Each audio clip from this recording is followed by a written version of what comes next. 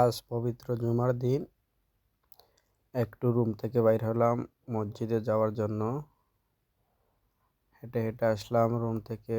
আসার পরে যখন মসজিদের সামনে আসলাম, দেখতেছি এখানে প্রচুর পরিমাণ পানি। কারণ 2-3 দিন টানা একসাথে বৃষ্টি হয়েছে এই কুয়েতে। বৃষ্টি হওয়ার পর এখনও পানিগুলো শুকাচ্ছে না। 2-1 দিন পর আবার পানিগুলো শুকিয়ে যাবে, কেননা এখানে তো বালির দেশ, পানি বেশি দিন থাকবে না। এখানে এসে দেখলাম সবগুলা যেগুলা পানি বিক্রি করে ট্যাঙ্কার, ওগুলা সব দাঁড়িয়ে আছে। এটা মসজিদের পাশে একটা পার্কিং আছে, যে যারা মসজিদে আসে নামাজ পড়ার জন্য তারা গাড়ি রাখে। এখন তো মসজিদে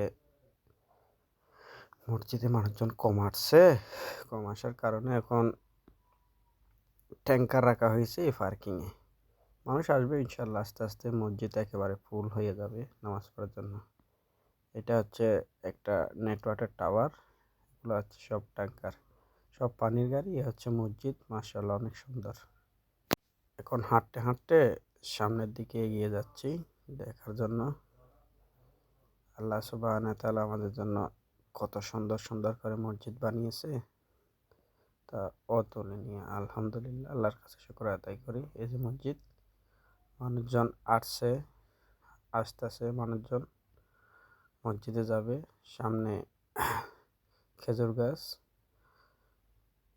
যে সবাই আসতেছে। সামনে অজুখানা, সবাই অজু করার জন্য যাচ্ছে। সবাই আলহামদুলিল্লাহ।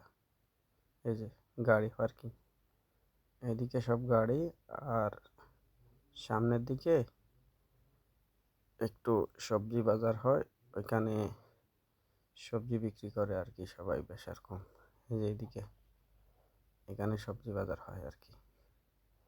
দেখুন এই যে একেবারে খালি। এখন সবজি আপাতত বেশি হয় না, বৃষ্টির কারণে মানুষজন এত সবজি করতে পারে নাই। প্রচুর বৃষ্টি হয়েছে তো তাই। যে কি সুন্দর ঘাস, কি সুন্দর আকাশ, একেবারে অসাধারণ, খুব অসাধারণ।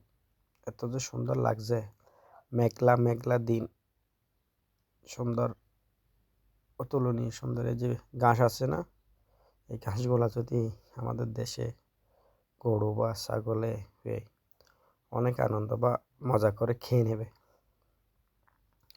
গাড়ি, বগি, ছোট ছোট মোটরসাইকেল সব নিয়ে মানুষজন মসজিদে আসে।